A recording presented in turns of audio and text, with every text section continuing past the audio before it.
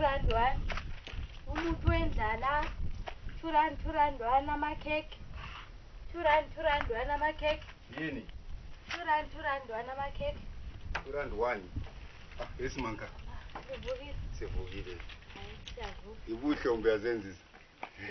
Hayi ngithenza amkhekhe 2 rand 1. Oh, ngibona ubuhle wakho ngathi ungiqophile. Hayi. Ngathi ungathi ule grudge lami uvula phela sibona. 2 rand 1. Ndamnandi umama vele ngimthengisa. Opheka mbona umamakho? Umama uyapheka. Vele sawapheka manje. Bathi ngangadleli inyanga ngathi baba, umuntu othi ngizwe lelo eli1 lokuqala. Hayi maybe kalithenge komunye. Vele umama akaphambanisi. Anti.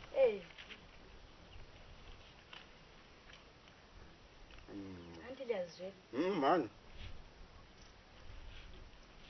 Ophela lapha mba? Umama. Umamakho? Wena uyendile? Ngangiyendile. Then? Ubaba engangihlala laye wadlula lapha emhlabeni.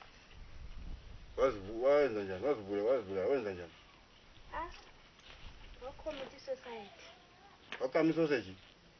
Wacommit society. Wazibulala? Wazibulala. Kuqashuphi indoda phela wathi sibone lini. Sokuyi-4 rand. Hayi lela sithi bantu benze endlala. Kulele ayivunda ku-foundation anti uyakwazi kulele kuze nendlala phansi la. Umama phela wabali. Ifuthi ngiyade ngiyenza sengifakile okuzeni ifloor. So lizabhadala phezulu futhi.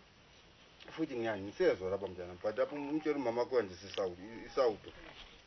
Isawudo la kusuka kwaba lesawudo eliningi. Anjani nje?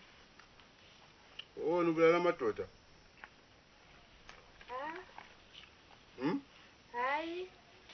Wacommit society yedwa mina ngangihambile. Kwakuthena akunamuntu ocommit society mona kwami. Mina kwanza ukunika ama-piece job okubuzongeni wathela lapha.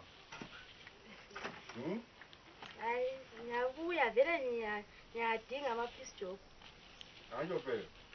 Mina ngakugcina futhi. Kuma phela nilinde imali.